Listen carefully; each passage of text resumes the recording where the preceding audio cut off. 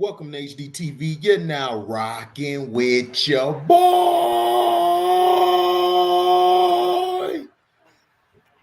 Had to hit the opera on you nuggers. Now, tonight's games are very trash, man. The NBA to me, the problem with today's game is if you're going to fix a game to go a certain way or you want the game to do certain things, you can't call a foul every 2 seconds. Every 2 seconds, it's a foul call. I don't know why, but it's a foul call. And all the time, it's the same old story. It's the same old story with the damn NBA.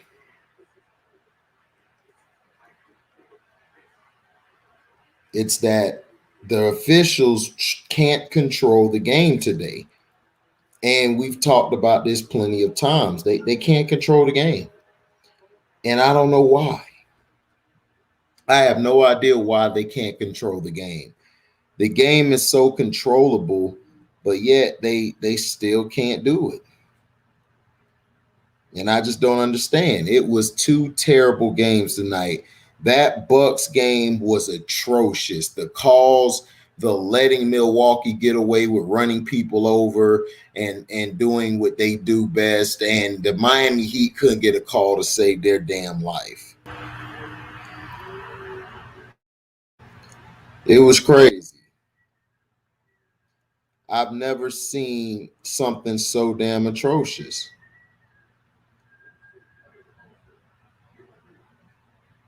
I just don't get it.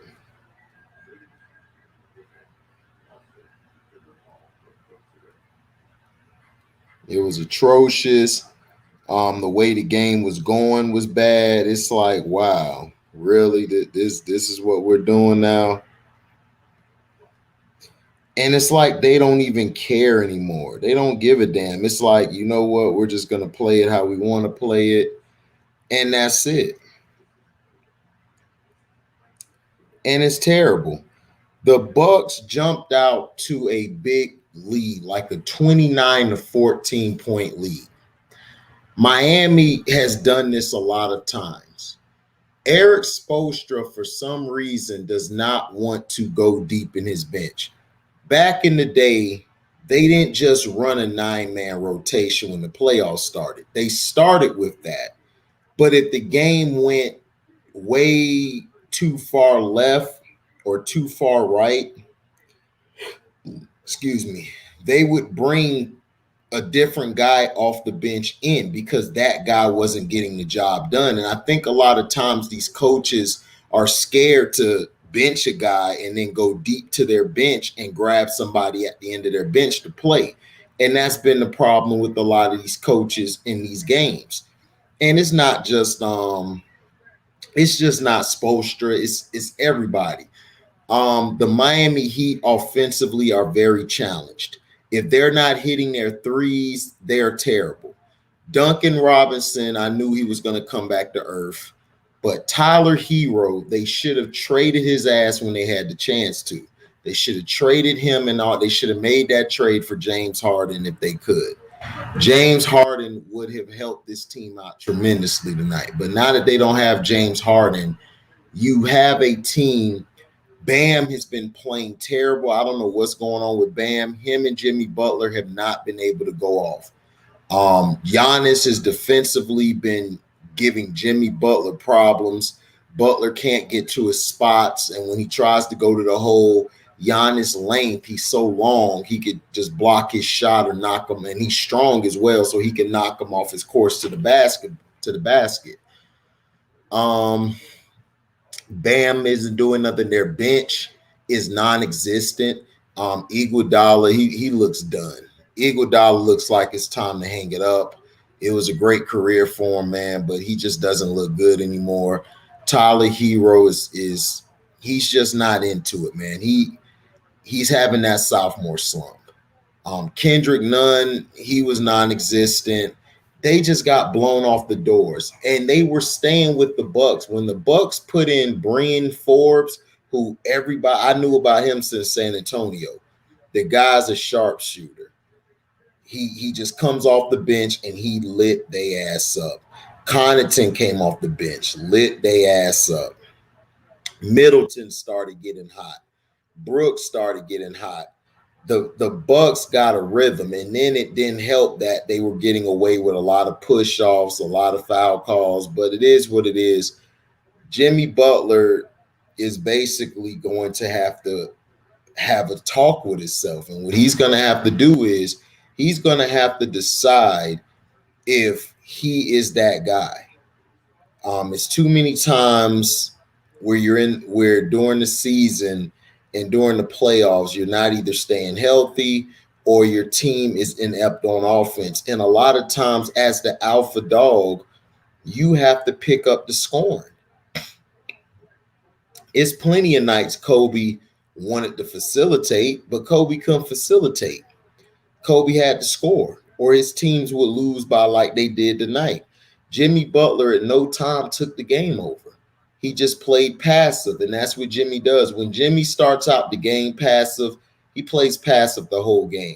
If he's aggressive at the beginning of the game, then as the game goes on and as well as at the end, he stays aggressive. That's one thing I've noticed about him. He only plays one way depending on how the game starts and how he goes.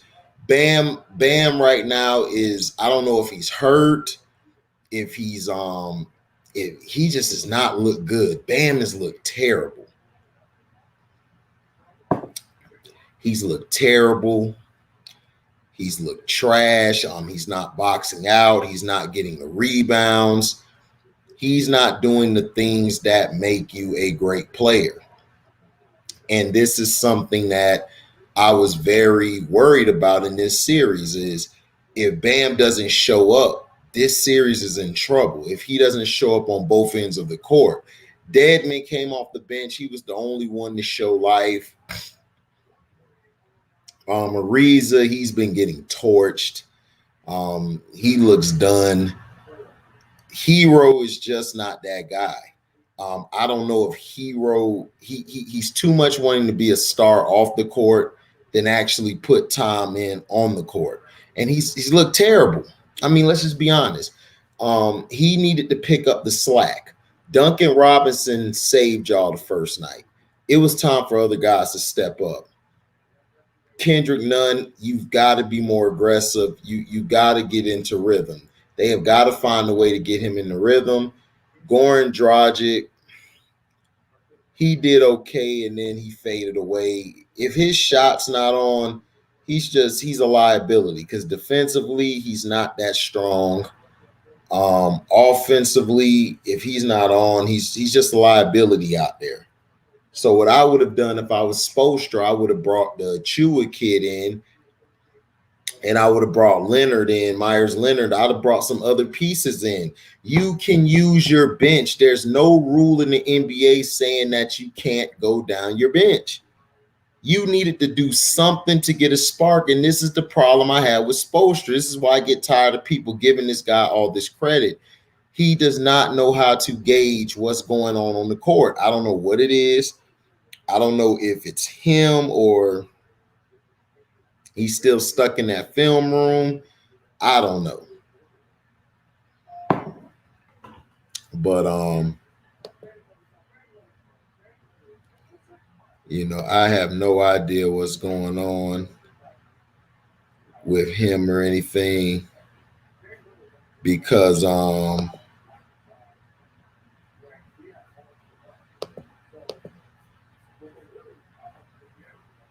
he just hasn't looked good.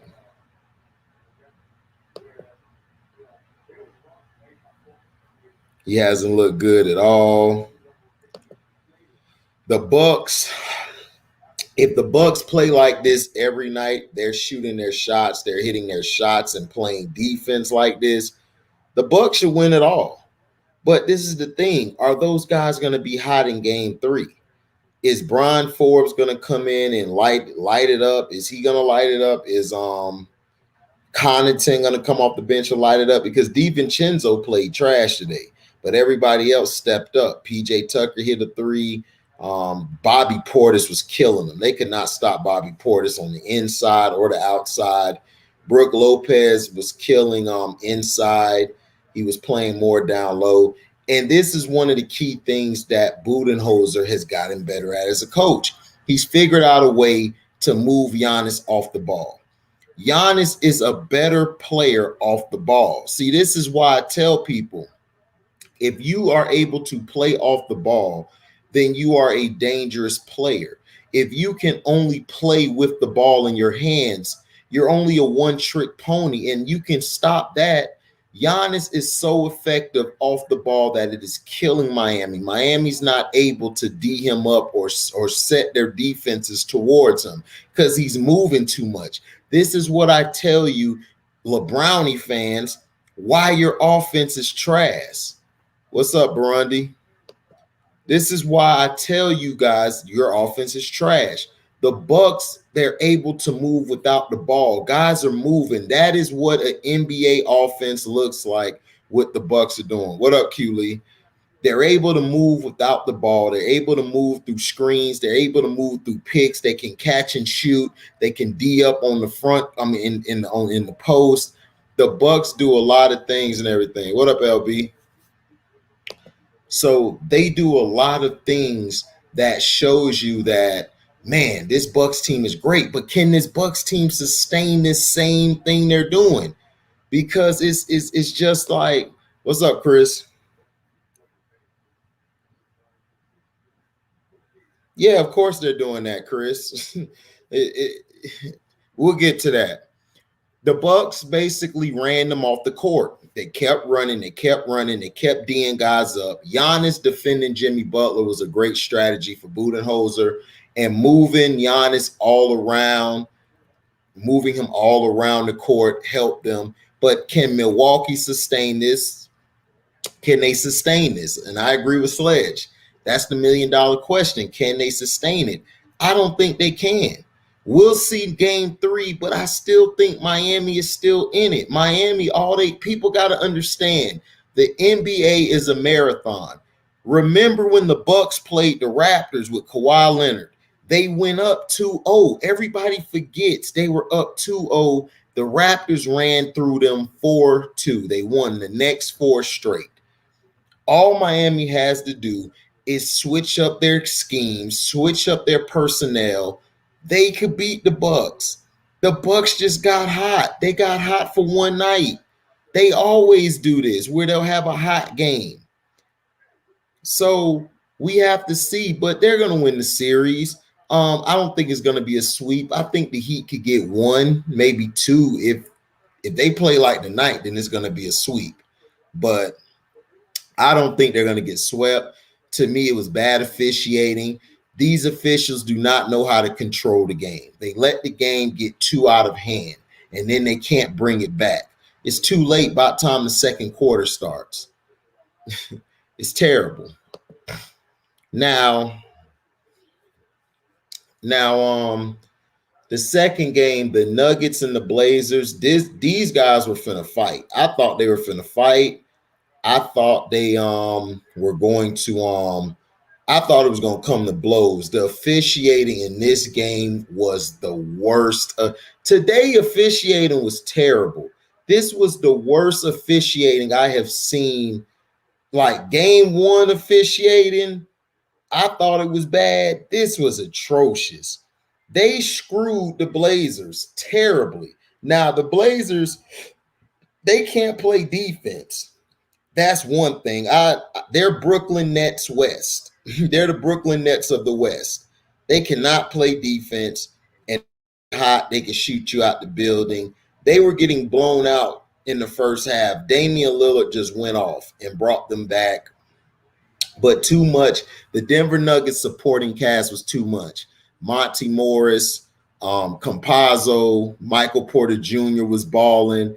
Joker just put a nail in their coffin.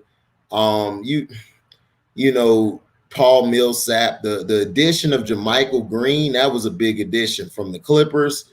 He played good. Aaron Gordon played outstanding tonight. He got to the foul line. The Blazers, they have no defense. Enes Kanter is trash to me. I don't know why he still gets a job. I guess because he dissed Kevin Durant, he got a job. He's so trash. Nurkic got fouled out of the game. To me, that was it was a good call at the end, but some of them calls he was getting was ticky-tack fouls. The NBA is always with these ticky-tack fouls. That is why the viewership is low. And then you had Carmelo. Carmelo was cold this game. He went broke. CJ McCollum and Dame were doing their best to keep him in the game. They couldn't do it. Anthony Simmons came in. He hit some threes. Norman Powell got a dunk. But it was too late by the end. The Denver Nuggets, they came out and played defense. They basically they played defense. They were able to move the ball. The Nuggets were able to get up and down the court. They set some good screens for Joker. Joker went off. And this is my problem with Joker. Joker has these games where he'll go off and then he'll go back to being passive. It's like, what do you want to do? Joker, you could be the best player in the NBA if you wanted to. I just don't think you got that in you. I just don't. I think you're a number two. I think you have a number one talent, but you have a number two mindset. Today you play like a number one, but tomorrow you're going to play like a number two. You're inconsistent. So, and Michael Porter Jr., defensively, you need to learn how to move your feet. You got to learn how to slide. Stop crossing overs. That's why you're getting torched. Aaron Gordon's defense on Damian Lillard was key during the game. Even though Damian Lillard had stretches where he was torching them, Aaron Gordon's length, his strength, his athleticism, those type of guys give Dame Lillard problems. CJ McCollum was on and off again. To me, look, the Blazers, man, this series could go either way. These two teams are a mirror image of each other. They're up and down. They're up and down. They're okay to watch. I think if Denver had Jamal Murray, I think this series would be over quickly. I think the Nuggets win this series in about 6, 7 at worst, but I think they win it in 6. It depends because the Blazers could come out next game and they could be the best team ever. That's what Charles Barkley's been saying what I've said. The Blazers are the best team. They're the most talented team, but for some reason, they don't play up to par. For some reason, they can't play up to par. They're not able to sustain that.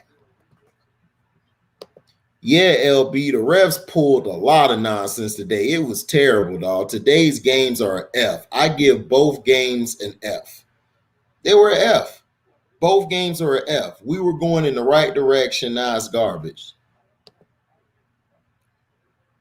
Right, Chris.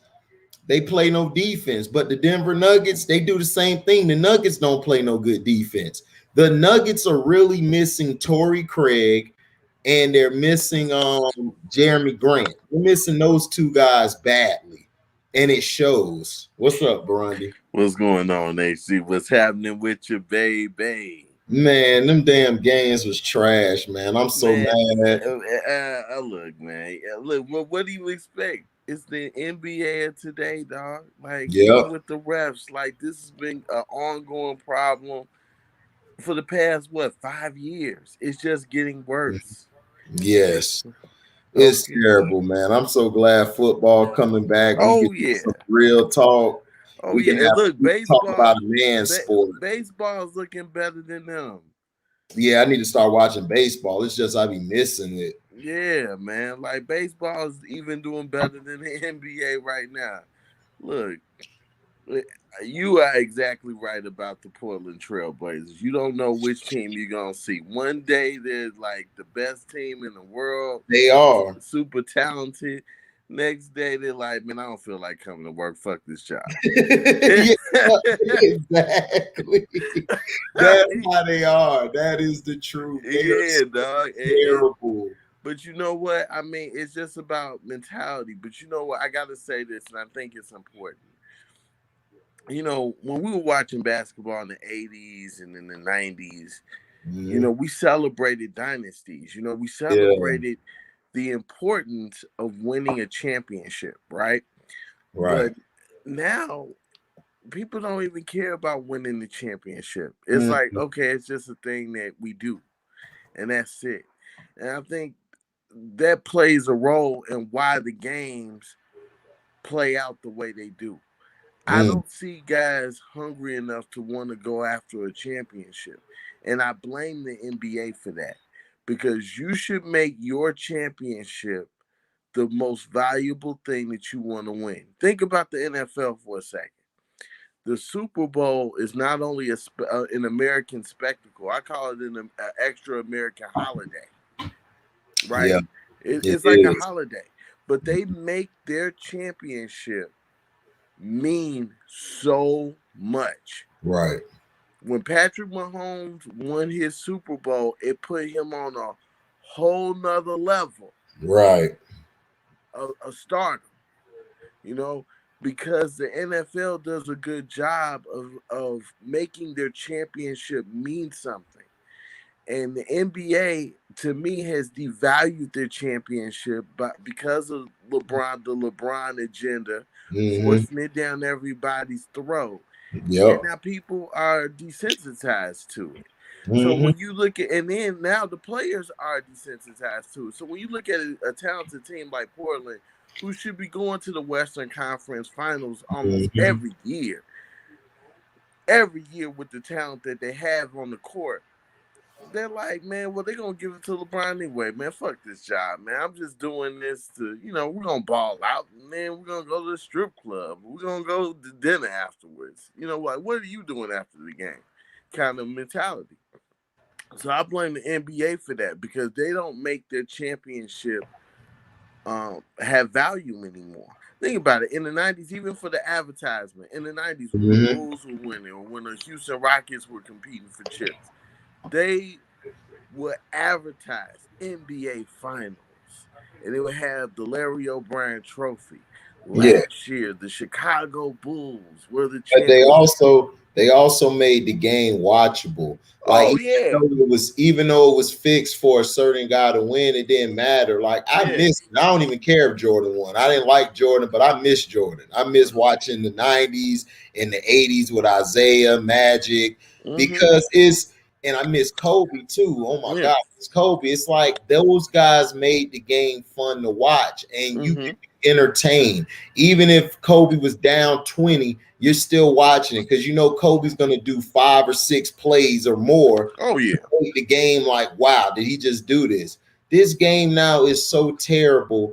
And the thing is, the Bucks and Heat game were starting off great until the refs start interfering and calling yep, these bogus calls. They're not letting them play the game. nope, And when they rough Giannis up, they're protecting Giannis. They're calling all the fouls for Giannis. And it's like, what do you want the Heat to do now? Of course, they're going to be about to fight, and they're doing flagrant fouls now. They're frustrated. They're not mm. getting a call. And you're doing this to every game. It's like, and in the Nuggets game, it was going good, and then all of a sudden they start calling a foul every 2 seconds, dog. The Yeah, whole the ticky whole tack second and fouls. third quarter was nothing but a foul fest. It was the Yes. worst game I've ever seen. I'm like, dog, what are y'all doing? Like, this game's not even watchable. We don't even know if the Nuggets could get in a rhythm. It's just so happened that Joker just was able to do what he does, and Porter was hitting his shots. Dame did what he does all the time, hero ball, brought him back in the game. Well, Then, Porter. I'm sorry to cut you off. Porter's the key right. because without Murray, like you said earlier, if Murray was in the game, this series pretty much be over with. You know Mm-hmm. what I mean? Because Murray, you, you put all the coverage on a Joker, and you forget about Murray. It's like he gonna light you up for Mm-hmm. 30. You know what I'm saying? And then Porter can be comfortable in his role of being the number three. Right. So with Murray gone, for him to step up the way he did tonight, I'm proud of him. Same thing I with am too. Holiday with Yeah. Milwaukee, because Middleton, like I tell people, I don't trust Middleton, at dog. all. I Okay, don't and trust tonight him. he didn't play all that stellar. I didn't No, watch the Forbes. game. It was Forbes in the first game. Forbes came in and Right, just got hot. right, He shot. I think he made 4 straight 3-pointers. It was right. over by then. It was like, oh Exactly. my god. Yeah, that's what I'm saying. So Yeah, Holiday and the rest of the crew, they got to be able to step up. And to me, the $1 million question is, can that bench sustain itself? You know, exactly. that's the key. Because I still think New York is going to beat Atlanta. You Yeah, know, yeah, yeah. I did. New I York gonna didn't. win. It's gonna go. It's gonna be nip and tuck, but Yeah, they'll win that series. They'll win it. The Sixers will win it. yeah. I'm not worried about like the Jazz lost yesterday. I'm not worried about them. No, They'll no, bounce man. back. They was rusty, and Donnie was saying earlier, oh, the Memphis gonna win. I'm like, Memphis is not gonna. Memphis just jumped on them. They were hot. They just won their last 2 playing games. That's right. They're They had to hot. survive. Jazz had 6 days off. Once game 2 come, they're gonna get physical with Memphis. They're gonna frustrate them. They're gonna get Dylan Brooks. They're gonna go directly at Dylan Brooks. They're gonna force him to do what he's been doing, and they're gonna get in his head.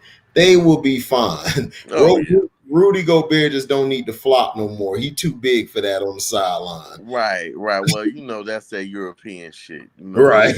And this is and that's what you was. I mean, I felt that's what you were saying about Joker, about you could be Mm-hmm. the best big man, but He could did you? be. But He does this every year, Slash. He'll have a game where it's like, this guy's the best player in the league. Then the next game, here you go. He passing the ball. And I'm like, dude, I need you to be the number one. I need you to Doc, take over. this is the consequence of having Euro ball with Euro players. Yes. Instead of, and I want to clarify this before people jump down my back. Instead of having Euro players learn the NBA game. See, Tony Kukoc came from Europe, but Right. he was taught the NBA I game. think he could ball up all these guys today. Exactly. I That's what think I'm he could. Tony's a exactly. monster. People Tony forget how is a good Tony monster, was. dog. But I'm just giving that as an example. Mm-hmm. Like Dirk Nowitzki Mm. came from Europe, but Mm-hmm. he learned the NBA game. Correct. And what's going on today is the NBA was so thirsty in number one, increasing the occupancy of white players on Mm-hmm. teams because they turned their back on the college game Yep. because the black athlete was basically taking over.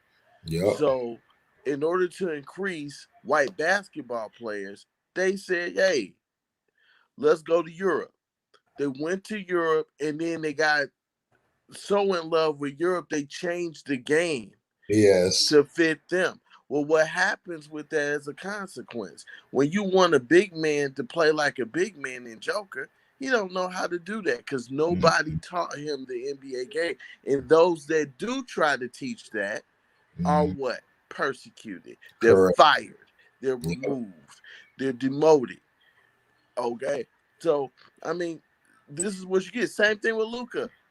Same thing with Luca. He a cry, man. I be about to punch Luca like, dog. You cry. You a good player, man. You cry way too damn much, dog. But That's got LeBron though. He following LeBron. They look up he to is. LeBron. I said it before. HD. He is influenced by LeBron. He is a Mm-hmm. fan of LeBron.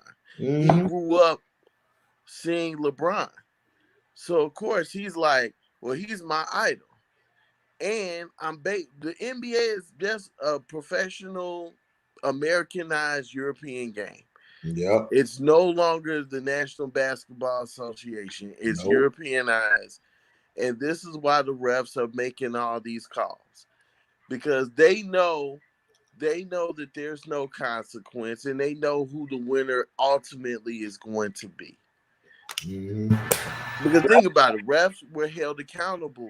If you made a bad call like that and it was obvious and the fans knew the magic trick, Mm-hmm. gonna find you and you're gonna sit out a couple games till you Right. learn your lesson. They don't care now. The NBA has no passion, dog. None. Every aspect of what they do. Look at these games. Like tomorrow, you got all these games going on at the same time. How are you gonna make money and generate revenue from a TV contract standpoint if all the games are on at the same time? That makes no sense. None. Yeah, so you got the Celtics and the Nets, then you got the Lakers and the Suns, and then the Mavs and Clippers gonna be on NBA TV. Yeah, that's gonna be a screw job game.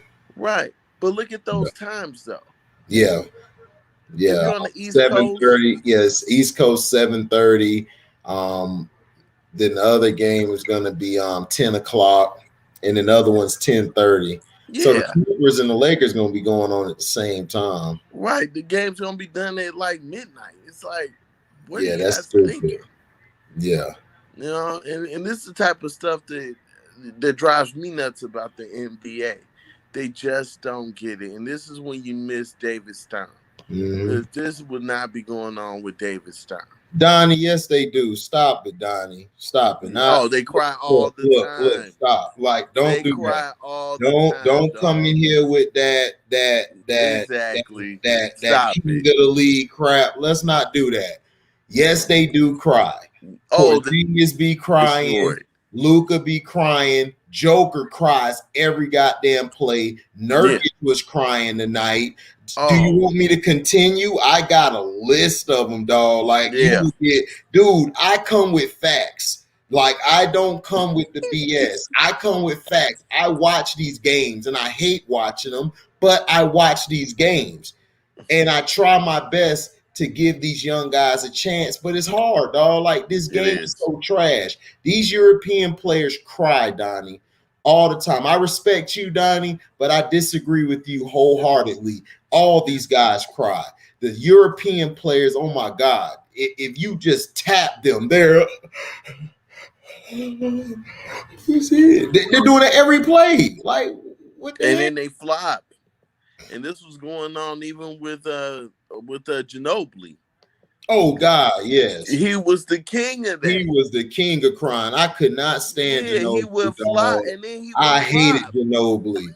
Yes, I hated Ginobili. He used to travel, all that stuff. Everybody used to tell me, man, Ginobili be balling. I'm like, man, they only giving him a shot because he white and he could play. Stop. He's a great player, but he was a crybaby, and they used to get away with stuff all the time. Right. Every time Kobe tried to D him up, they call a foul. Like, it's like, come on, stop it. Travel so much because he always went left. He always drove left. Kobe would even scream it out like, dog, he's going left. He's going left. You know? I mean, but man, dog. But no, man, these guys, these European guys, they all cry. And the problem is there's no real leaders in the NBA standing up and saying, dog, stop the crying. Let's go out here and ball. But when you devalue your own championship, I'm sorry. You know, what's the sense of us playing? And when you look at a talented team like the Portland Trailblazers, that's what they're saying. Man. That's what they're saying. They've underachieved so much, and this is why I can't put Damian Lillard in the top or the best conversation. I can't do it. I love him. He's a great regular season player. And great in playoffs. He's made clutch shots. He made some clutch shots in the playoffs. Yeah. But to me, your team should at least been in the finals at least twice. At least twice. Like, you're that talented. But he is. But the problem I see, I give Dame a slight pass because, look, CJ McCollum, he's either hurt or he'll have one spectacular game and then what to do. Dame, give the ball to Dame. And that's the mentality. It's like guys will go out there and ball out of their mind, and then Dame's like, okay, here you go. Yeah. Do it again. Donnie, this isn't the 2000s, Donnie. This is the 2000 teens and on to the 2020s. They cry like all the time since LeBron has been the face basically of the league. These European players have been soft. They've been crying every play. Every time they get the ball or they're tapped, they're crying. They're on the ground. It's like, dog, it's not 2000 anymore. Those European players were different. Dirk actually played.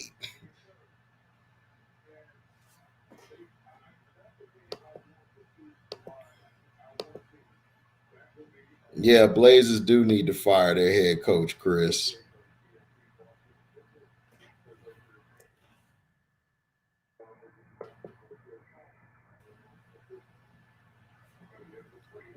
They need to fire him.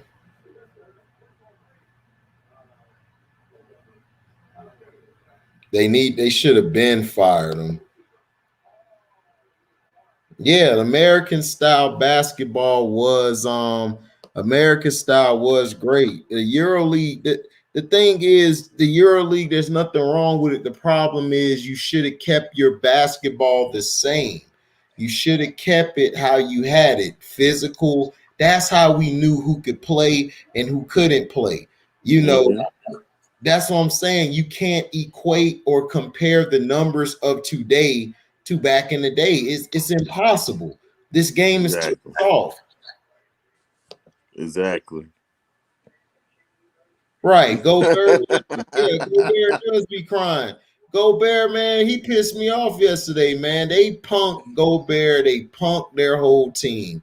Ja and Dylan Brooks came out there with a chip on their shoulder.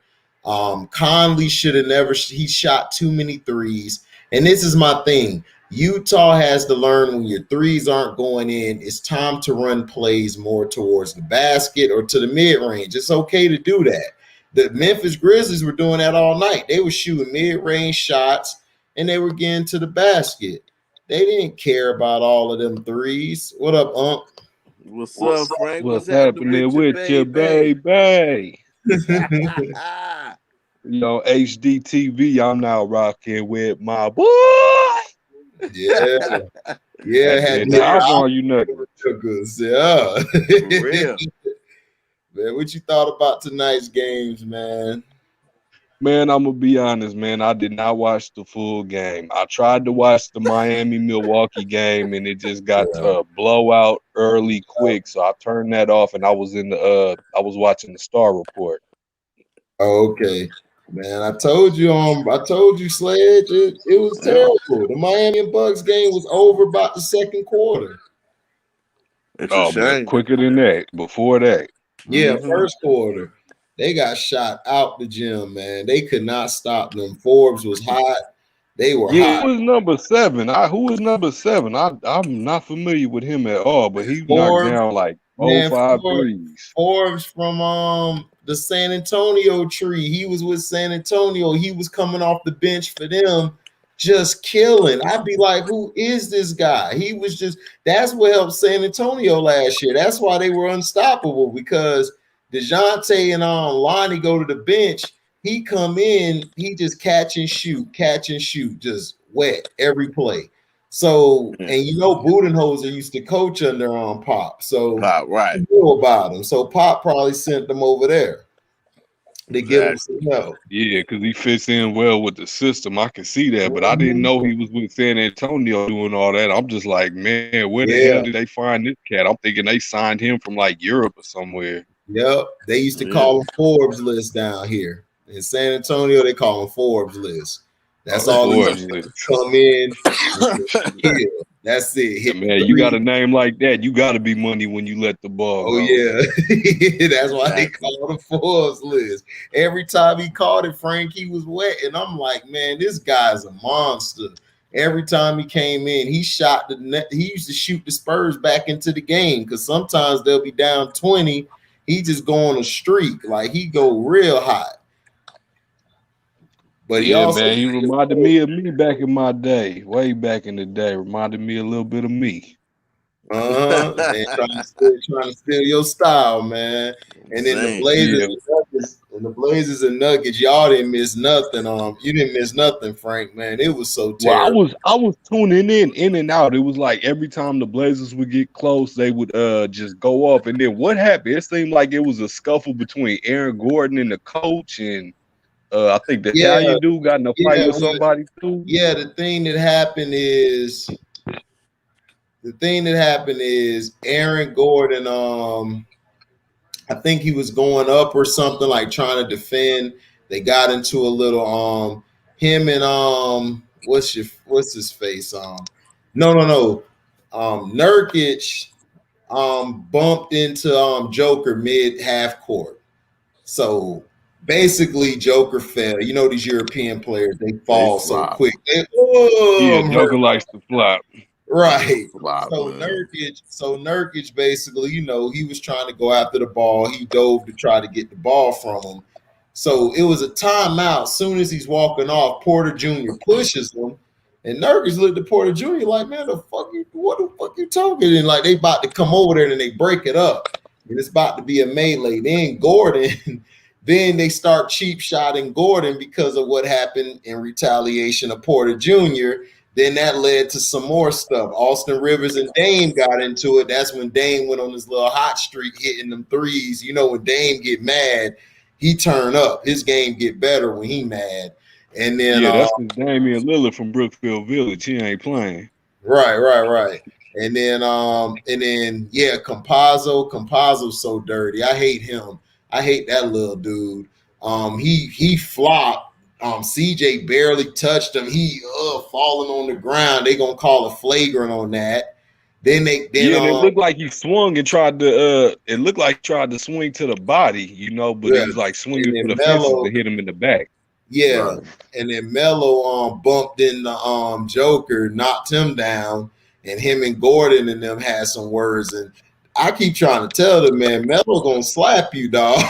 Melo is Not crazy. that dude, man. Melo is not that dude to play with like that. So Uh, Melo was off. If Melo wasn't so off like he was, the Blazers could have stole game two. The Nuggets, they miss Jeremy Grant and they miss Torrey Craig. Their perimeter defense is not good. no.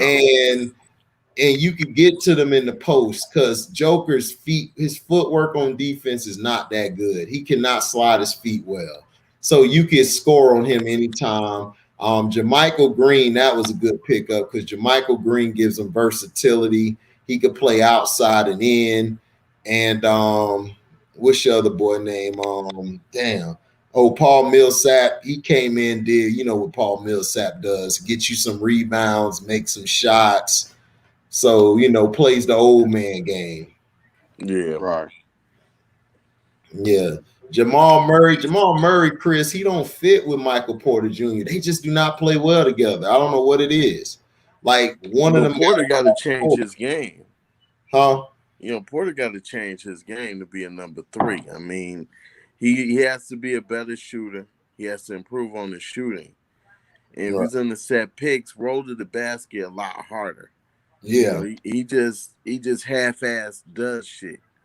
And that's what pisses me off about Porter. Yeah. I don't like him. I never liked the motherfucker. Well, I don't like him. I don't like his ass. I think he has an arrogant attitude about himself, and there's nothing to be arrogant about. His offense to me is okay. Yeah. To me, I still would take Jason Tatum over him. Oh yeah. I don't see nothing in Michael Porter that shows Kevin Durant. They tried to say that. I was like, no. Kevin Durant at that age was way more fluid with his jump shot. He could get to his spots better. He could handle the ball way better. I think you could take him out the game. If you get a little physical with him, rough him up, you could get him. And one thing I give him, though, he's a good offensive rebounder. He can get offensive boards. But other than that, I just never look at this game. He's an average player, dog. Yeah, he is. He's average. He's a role player. That's he's a role player. Portland still will win his 6 games. Like I said, Donnie, Portland could win. Portland could go to the finals, but They don't play defense. Their defense is terrible. Like it's non-existent. They don't rotate well. They don't communicate. They don't have no defensive anchor. No, No. if they had a defensive guy back there like a KG or somebody, if KG was on this Portland team, they would go to the finals like easy. They need somebody like that. They need a guy in the middle who has an attitude, who could get everybody in position. They don't have that. No. Like if I'm like if Nerlens knew Noel was on this team, they would be a whole lot better on defense. Oh yeah. He could run that paint better. But Nurkic he's European guy. He's offensive. He's not going to be a defensive guy. He's not going to be that guy to knock you over. But Portland, they just suck defensively. And they could win in 6. Honestly, Portland could win this series in 5 if they wanted to, but they're not. We're going to get, like Charles Barkley said, they are the most talented team to underachieve. Like they are so talented. Yeah, they are. Top to bottom. Like whoever they put, dude, they're that good. They'll go stretches. You're like, oh my God, this team's the best team. And then they'll go stretches. This team terrible. Like what the, and to me, that's a lot to do with your point guard. Damian Lillard plays up and down a lot of times at the point guard position. But I give him a pass, though, a slight pass, HC, because the truth of the matter is everybody looks to Dame to bail them out. Like I said, CJ McCollum is too talented to be deferring. If you got a point guard like Dame saying, hey, man, go on and get yours, go off. Because right now I need to, recharge my battery, dog. It's like he plays scared. Yeah. Well, Chris, everybody said that about Michael Porter Jr. Okay, he did that in high school, but dog, you're on a team that's trying to go to a championship. If you want to be a guy to average 30 all the time, then you need to go to another team because right now, Denver don't need you for that. What Denver needs you to do is step up on defense, step up when it's time to step up. As the game weighs, dog, he gets bad. He gets worse. He misses shots. He doesn't have that. I don't see that killer instinct in him. I just don't see it. Maybe he may grow into it. I mean, but I don't see it. Like when I saw Kevin Durant, I was the only person to say Durant was going to be that guy. Everybody was everybody laughed at me. Yeah, we saw him in Texas. Going to be that guy. Yeah, they was like, oh, he's too slim. I'm like, dude, that don't mean nothing, dog. If you could ball, you could ball. I said the same thing about Allen Iverson when he was at Georgetown. Everybody knew that. Like everybody was like, man, he's gonna be the best. Everybody was trying to say Ray Allen. I told everybody Iverson was better than Ray Allen. It's not even close. Ray Allen is great, but Iverson got something in him that goes to another level. I see these things. If I watch a certain player, I could see it. Brandon Roy before he hurt his knee. Brandon Roy was a monster. So it was like, wow, this guy just played. The first time you saw him, you weren't sure. And then you saw him again, it was like, oh, okay, yeah. Brandon Roy, yeah, that's that guy. Yeah, the first time you saw Brandon Roy, you thinking, okay, he might be a little Evan Harris. But then the next time you watch him play, you like, damn, bro, this nigga a little bit like Clyde Drexler in Portland. Right. Yeah, that's how I was, Uncle Frank. I was like, yeah, all right. Then I saw him the next games, dog. I was like, yeah, he that guy. Right. And Chris, to answer your question earlier about Larry Marketing, look, the Bulls are not going to re-sign Larry Marketing. He's too injury prone. And I said this on HD channel. The Bulls last year drafted a second-round pick kid from Israel that is 6'11", that can knock down threes, that be that spot-up number 3 shooter. And that's who they've been grooming to play with Vu and to play with Zach LaVine. They just needed it. They just needed to buy themselves a year so that he could come on board. But they're not bringing back Larry Marketing. And if he goes to the Mavericks, hey, more power to him. You know what I mean? I think he'll be a good fit. But again, you got another soft, injury-prone European player on your team to go with Luca, and to go with Porzingis. Porzingis. So it's like, okay, have you really improved? Are you closer to a championship? No. No. Mm-mm. So, for the Bulls, I believe that's where the Bulls are gonna go. Because that's why they drafted him, because they wasn't serious about Larry Marketing. Mm-mm. And Larry Marketing, I'm glad that he balled out in the second half of the season to raise his stock so he can make some money over the offseason, but he's not coming back to the Bulls, but for that reason. Yeah, he injured prone, and that's why they brought Vooch in. Vooch was Oh there to yeah, replace him. So right. And we Vooch already know he's gone, man. and then, Marcus, yeah. and Vooch, to get Vooch, man, is so huge for the Bulls, because now you got a guy that you could throw the ball into a low post and let him work out of the low post. Yeah. Now it's just about getting guys to play into their defined roles. I think this roster is going to change a little bit. Like I said, Zach LaVine is going to get the max. There's nothing we could do about that. He's going to get the super max contract, and he's not going nowhere because he wants to be in Chicago. So it's about getting a team around Vu and Zach LaVine, and they need a point guard, somebody that's going to be the coach on the floor that says, "Look, Zach, you go here. Vu, you go here." And Mm-hmm. be the director of the offense. I think if the Bulls get a decent point guard, they will make some noise in the East. You Mm-hmm. know But what, Sledge? You know what's messed up is this upcoming draft is nothing but guards, and it's a lot yes, of point guards. yeah, And unfortunately, y'all gonna give y'all pick to the Magic. yeah. That's why I wanted We them to good. lose the last game of the season Yeah. Yep. and the tank. Hey, y'all got HD. Y'all got y'all first. Y'all got y'all top pick, which is probably a top 3 pick. Then y'all get the pick from the Bulls with whatever they finish. So they'll probably get the 7th, 8th, or 9th pick. So y'all gonna be straight. Yeah, Yeah, because we got RJ Hampton, I think that's his name. yeah, We got Cole.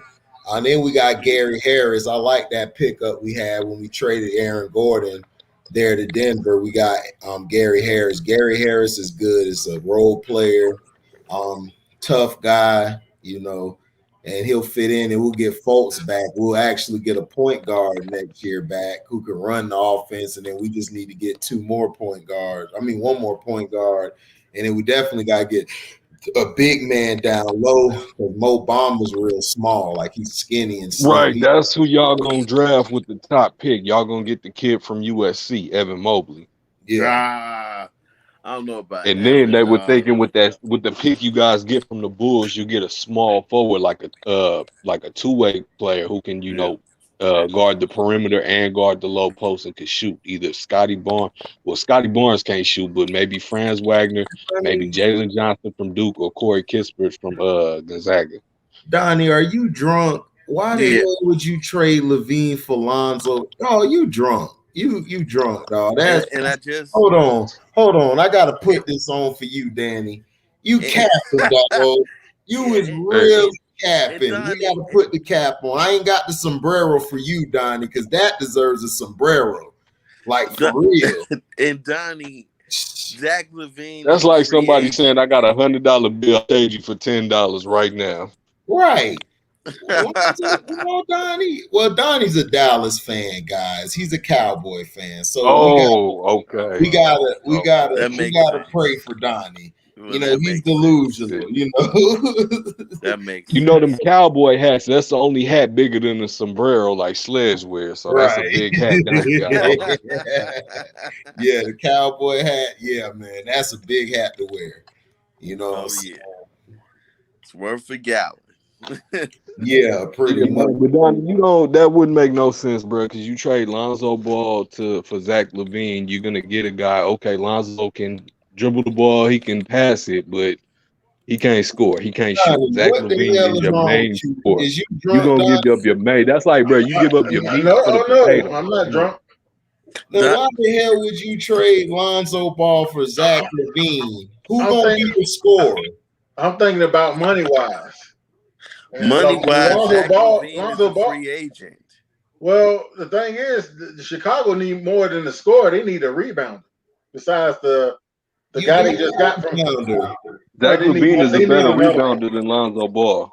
they need another one. Lonzo Ball to me is getting better. If you got somebody who But can Zach score down Levine, you low, just said they needed a rebounder. Lonzo Ball is not as good as a Right. rebounder as Zach Levine is. No. no, I ain't talking about the guard rebound. I'm talking about inside. I'm talking about inside muscle.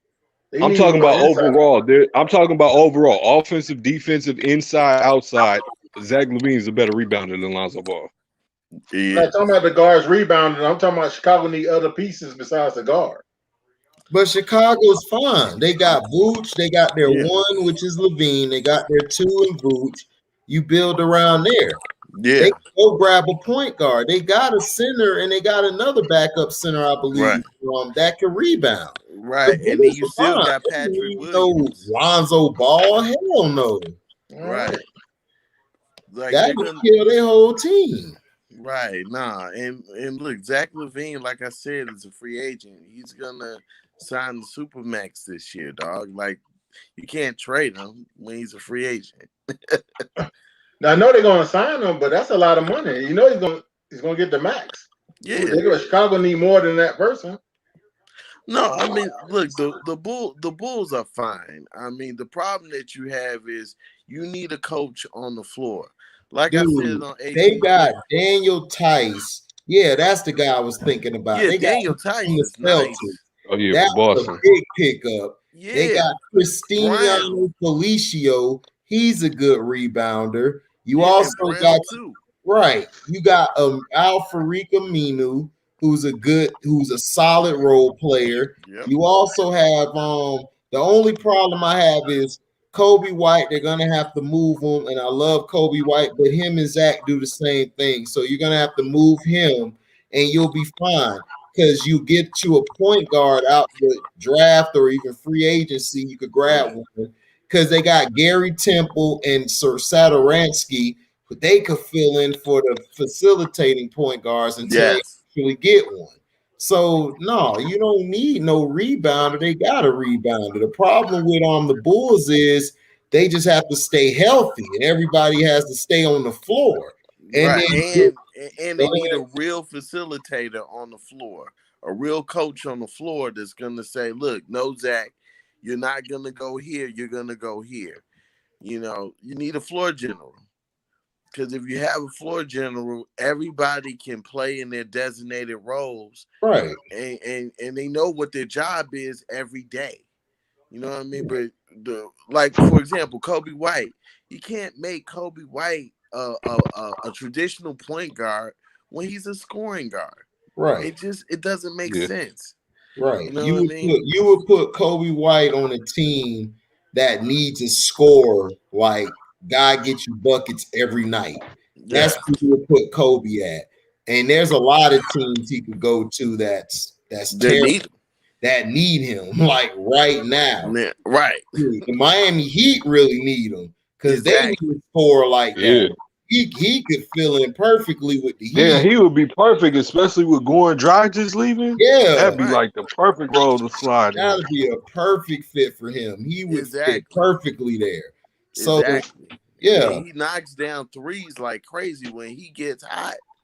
Oh yeah, he's a He monster. stays on fire. Yeah. You know what I mean? So and then Bam can command double teams with Jimmy Butler. Mm-hmm. And you got Kobe running around out there. If you leave him alone, it's like Shoot, torch.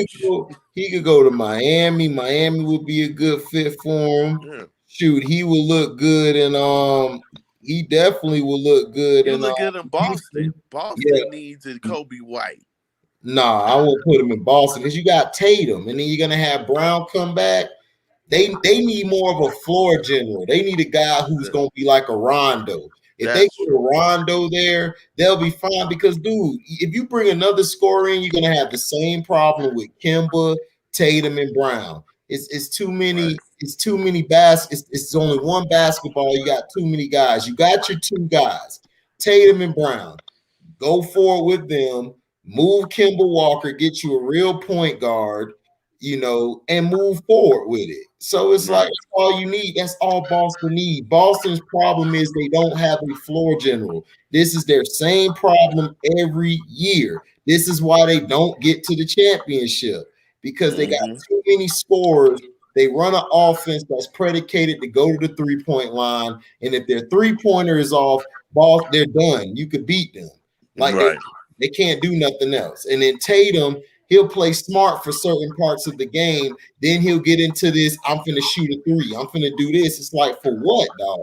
Go to the hole. You're like near 6'10". Yeah. So it's like no, I would get a facilitator there for Boston. I would move Kemba Walker, and then I would go from there. And Kemba would be good in Miami as well if you could get him or Kobe White. I think he would fit well because Jimmy Butler's not a number one scorer. He's more of a guy who you need for the fourth quarter. You Right. just need him for the fourth quarter. You could put Kemba with Miami; he'll fit perfectly because he's gonna give you instant buckets. He could do whatever he want. He could dance. There ain't gonna be nobody to take the ball from him because Duncan Robinson and Hero basically spot up shooters. Kendrick Nunn could put the ball on the floor, but he's mostly a spot up shooter. So he'll be perfect there. If you can't get Kobe White, I would go to Miami. Like, shoot, I would let him go there. Hey, exactly. That would be straight to me. That would be.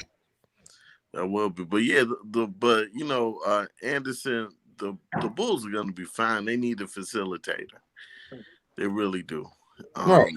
I mean, and look, Patrick Williams, I'm gonna tell you right now, this kid in a couple more years you're gonna talk about him because this dude wasn't even afraid to guard the number ones on opposing teams. He wasn't, and he can rebound, and he got a nice mid-range game.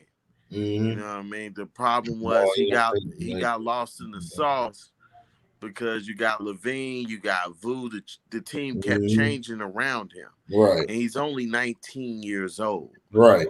So, like I said, in a couple of years, Patrick Williams is going to develop into a nice player.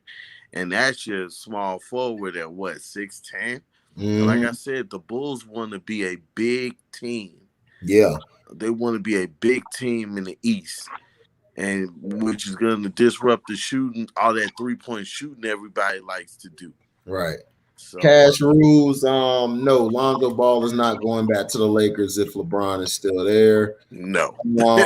That's the Bulls need to call the Kings and get Fox. No, Fox is a max contract, and the Kings not gonna let him go. And Fox, I don't think he can go there. No, you need a facilitator like a Chris Paul, right, Rubio type of player. Right. Fox is a good floor general, but at times, he could work, but his contract is too much for the Bulls, and you're already gonna pay Levine. So you just need to go get a guy who's a second tier, maybe third tier type of point guard who's a facilitator. Right. We're good to go. You don't Fox. I don't want Fox there. Bulls should have drafted Halliburton. Halliburton was fit, but they got Patrick Williams. Right. I like Patrick Williams. Believe me, his defense, it helps out everybody, especially Zach LaVine, who, he made some improvement this year, but Zach can't guard the number one. You know what I'm saying? Not at all. So, and you got a young bull and Patrick Williams that wants to take on that challenge, and he's silent. He's like a silent killer. Right. Miami already got Oladipo. Oladipo straight, man, but he hurt too much. Yeah, that's the reason why. That's the reason why we let him go to OKC for Serge Ibaka, because he gets hurt too much. Right, Indiana let him go. Right, they got him, but he's a free agent. Right, he's a free agent, but they're not going to sign him back. He just got hurt again. So he's injury prone. He should have took that deal in Houston, I felt like, and he would have been fine. He's too injury prone, and you're looking at his body of work. He's always hurt. He was hurt in college. He was hurt in Indiana. Yep. So guys like that, I try to stay away from. But when he's healthy, yes, he's a game changer. He's clutch. He's tough. He can make the big shots when you need him to. He's just never there. Kimball Walker would be great, or Kobe White would be great for Miami, because Miami, they do not have a consistent score. Bam Adebayo, I don't know what's going on. I don't know if he's hurt or not, but he has been MIA in these games. Butler has started off trash, and then he plays well in the fourth. Ariza hasn't really given them nothing. Ariza to me is done. Yeah, he's getting old. Ariza is old. Done. Yeah, Ariza done. Well, he's not overrated. He's done. He's old. He's done. He's old, man. He graduated high school in like 2003. Right. He's old. He's old. We're the same age. Ariza's never been overrated. He's just old. He was good and solid for those Laker teams, and then when he went to Houston, those other teams he played for, he was solid. He just got old. He's done. It's the same thing with Iguodala. He's old and done. I think what messed Miami up this year is Tyler Hero didn't step up like they thought he was, and they're very disappointed in Tyler Hero because he's too busy want to chase IG thoughts instead of be the basketball player. And they might look to move him. I think they should have let him go because they could have got James Harden if they would have just let him go. You would have been fine. James Harden would have had your offense well, and your defense would have been already set. Because Butler isn't a consistent scorer like that. He's not a guy who takes over all the time. And Bam, as good as he is, I like him, but Bam isn't a takeover guy because look at the games they didn't have Butler this year. They struggled. They were terrible this year without Butler. They were about to miss the playoffs. Exactly. Butler didn't come back. Exactly. I thought they were going to miss the playoffs. So, hey, Steve, let me ask you, what was the deal on the table between Miami for James Harden? I think they wanted both Hero and Robinson. Yeah, they want Hero and Robinson. Yeah. They were fool. I would have did that yesterday. Exactly. That's what I'm saying. They wanted Hero and Robinson. I would have traded them so bad, but they didn't want to get rid of Hero because I'm like, dude, Hero ain't never gonna be the level James Harden is. It's like you got to make that trade. You just got to make that trade, dog. Like that's dumb. You just saw the other night, with all three of them on the court, they beat the Celtics just by their star power and the Celtics being done. That was too much Kevin Durant too. Right. Like, Kevin Durant just woke up and said, "Dog, come on now." This was the deal. It was 2 picks. Duncan Robinson and Hero, and for Harden and Tucker. I would have made that trade so bad because PJ Tucker would have done a better job than what Iguodala has right now. Exactly. Guard the post and the perimeter. And you got Harden who would have been facilitating. Could you imagine him with Bam in that offense? That would have been a nightmare. Mm-hmm. And then Butler, you just need Butler for the fourth quarter. Butler would have been fine. I got the fourth. So, but right now what I'm hearing is they really don't like Tyler. Yeah, South Beach got Tyler hypnotized. Yeah, it does, but Tyler gonna be out of a job if he don't step up because Pat Riley catching a lot of flack for not pulling that trigger for going to get them. He catching a lot of flack because they could have had Harden down there. Yeah. Balling. And the defense, well, you had 2 defensive players, Tucker and Butler. Yeah, that's what I'm saying.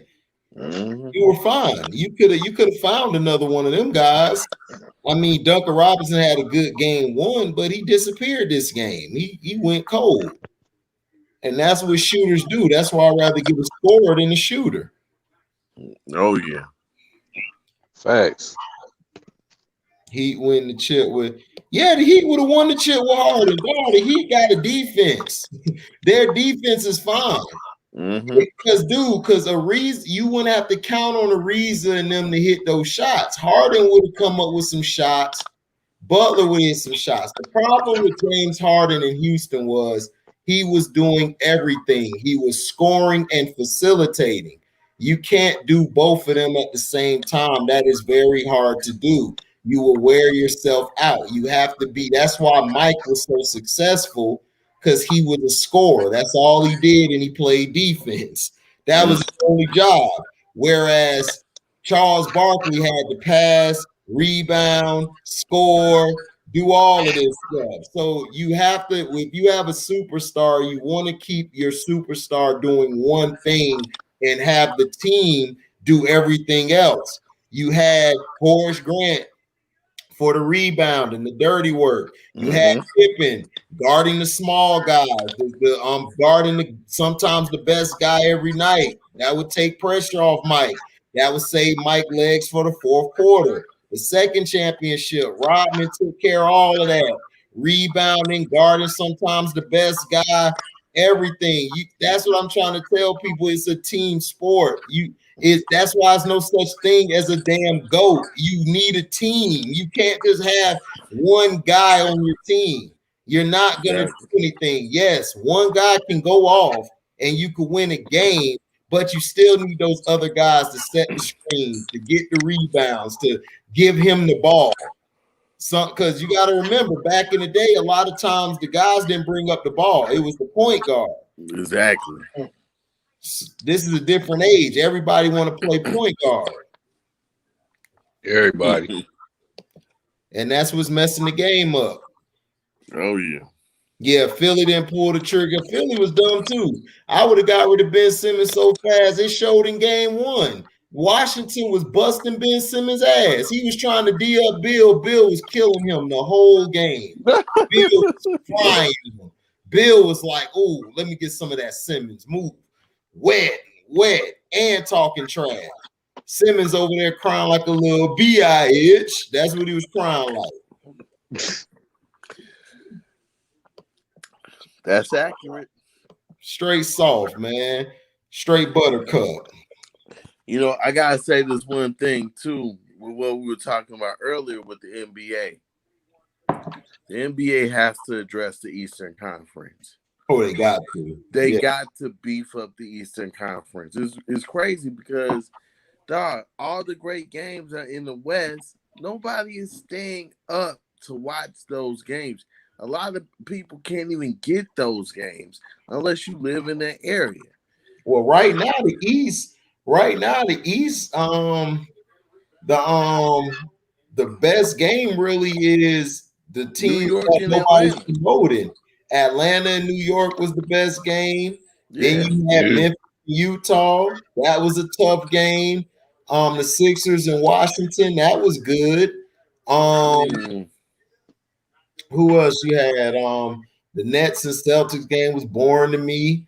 I mean, the East ain't that bad. Not this year. Well, what I mean by the East, talking about the times. Oh, the time zones. Talking about the time zones. Right. The problem that I have with the Eastern Conference is this: if you're the NBA, you're trying to maximize as much television revenue that you can. That's where the money is, right? Luka didn't even kill the Clippers. Oh God! Look, listen. Chris. This would kill the Clippers. Ty Lue's bad coaching. That's number one. His rotations, number two. He didn't play He didn't play nobody. He didn't play Boogie. He didn't play Terrence Mann. He didn't play Luke Kennard. He still was playing that bum the Morris brother and that bum Reggie Jackson. That's why they lost yesterday. Paul George had a good second half, which was surprising because usually when he starts bad, he ends bad. He played a good second half. Kawhi was killing them. Luka sucked in the second half. He was trash. This is why they lost. Jalen Brunson, Tim Hardaway Jr., Josh Richardson, Dorian Finney-Smith. Them four was the reason they won. Stop hyping Luka up. I love Luka.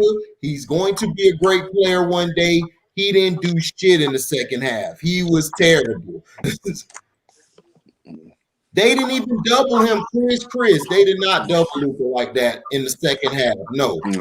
They got killed because Jalen Brunson came off the bench, and I've been telling Mavs fans, I've been getting arguments with Dallas fans because they try to tell me, and I know their team better than them because I'm in Texas.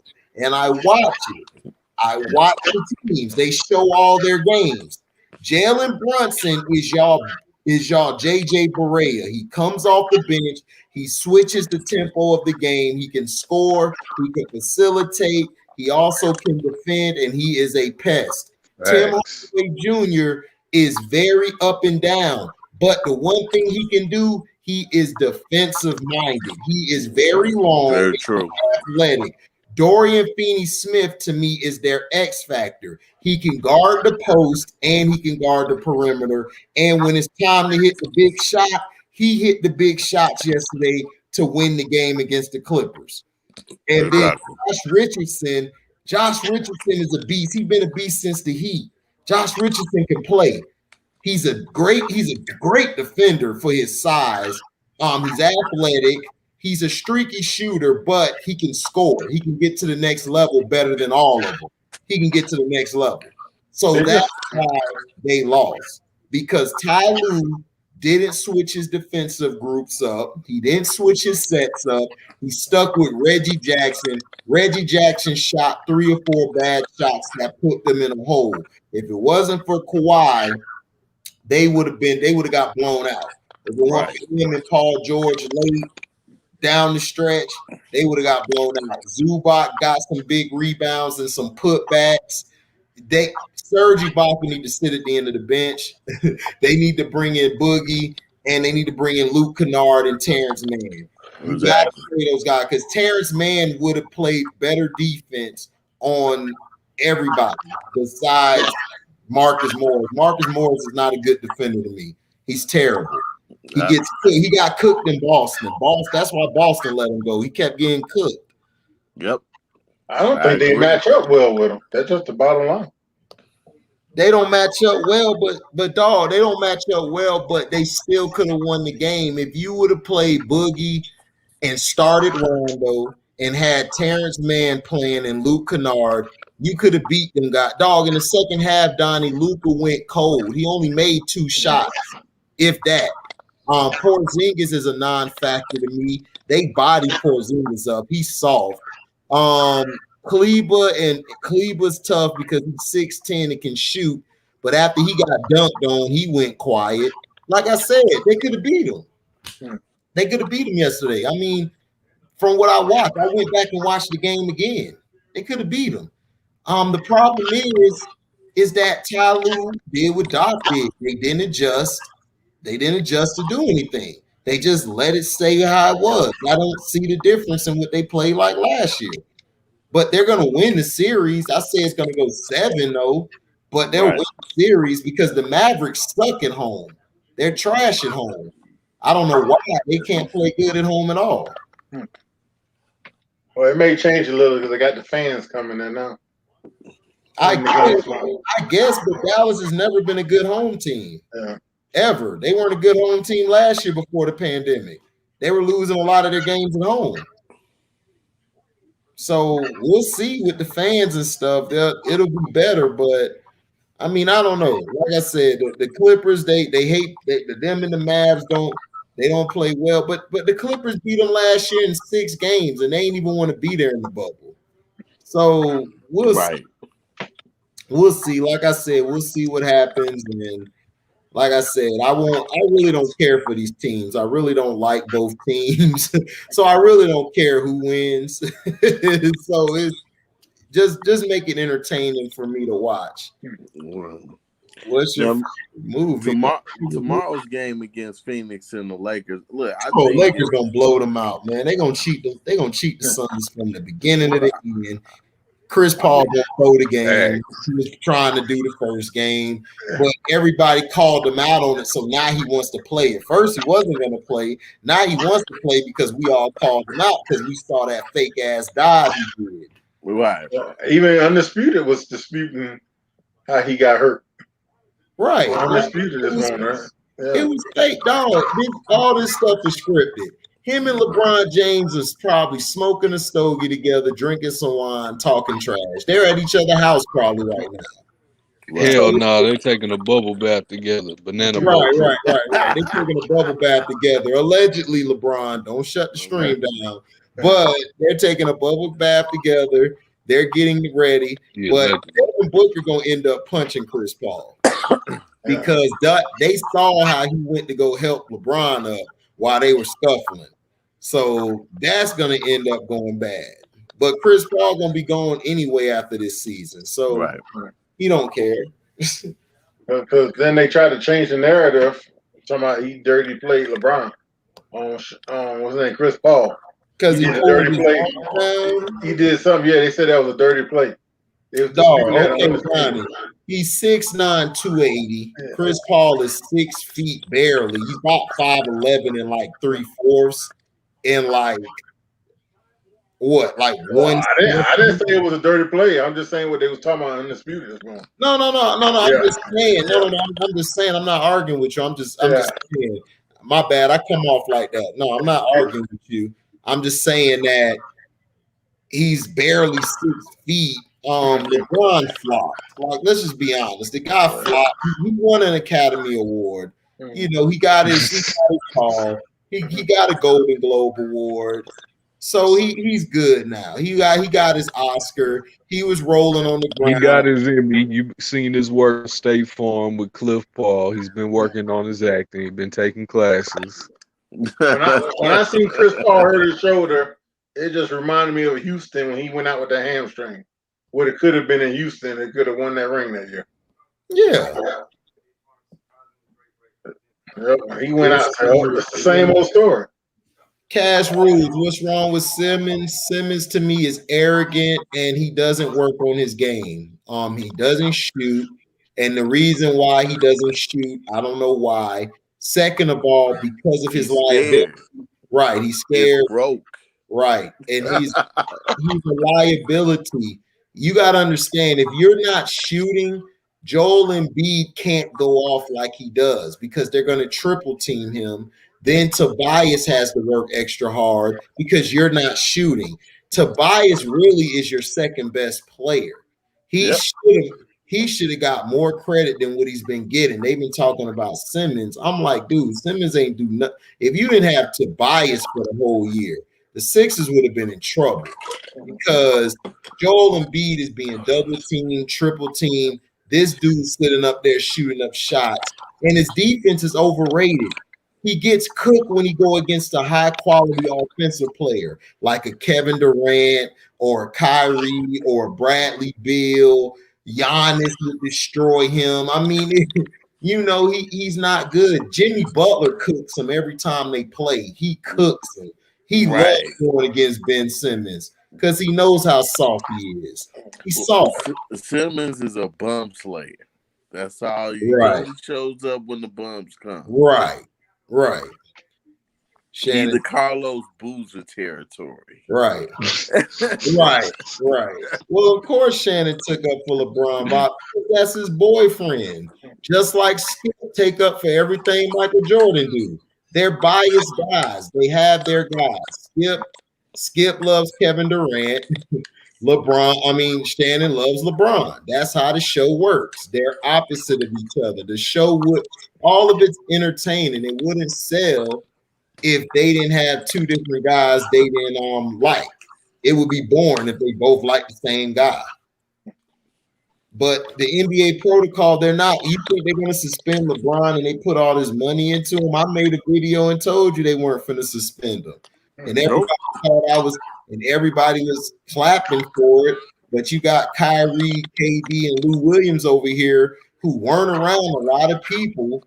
Lou Williams just went and grabbed some wings and left.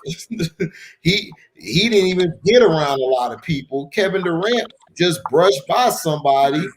They took him out of the game midway. And then Kyrie, they did Kyrie dirty. He was with his family. LeBron was with a whole bunch of people out of things with Drake. But he good. Exactly.